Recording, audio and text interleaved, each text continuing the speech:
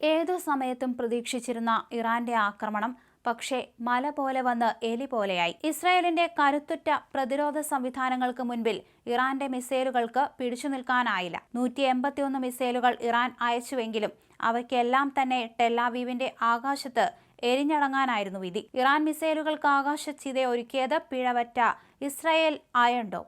കിഴക്കൻ മെഡിറ്ററേനിയൻ താവളമടിച്ചിരിക്കുന്ന അമേരിക്കയുടെ നാവികസേനയും നിരവധി ഇറാൻ മിസൈലുകൾ തകർത്തപ്പോൾ അയൽരാജ്യമായ ജോർദാനും ഇസ്രായേലിന്റെ സഹായത്തിനെത്തി. റോയൽ ജോർഡാനിയൻ എയർഫോഴ്സ് നിരവധി ഇറാനിയൻ മിസൈലുകളെയും ഡ്രോണുകളെയും തങ്ങളുടെ ആകാശത്ത് വെച്ച് പ്രതിരോധിച്ചതായി ജോർദാന്റെ പബ്ലിക് സെക്യൂരിറ്റി ഡയറക്ടറേറ്റ് അറിയിച്ചു. അതേസമയം ഇസ്രായേലിനെ ബ്രിട്ടീഷ് സൈന്യം സഹായിക്കുന്നുണ്ടോ എന്ന കാര്യം സ്ഥിരീകരിക്കാനോ അത് നിഷേധിക്കാനോ ബ്രിട്ടീഷ് പ്രധാനമന്ത്രി സ്റ്റീർ സ്റ്റാർമർ തയ്യാറായില്ല.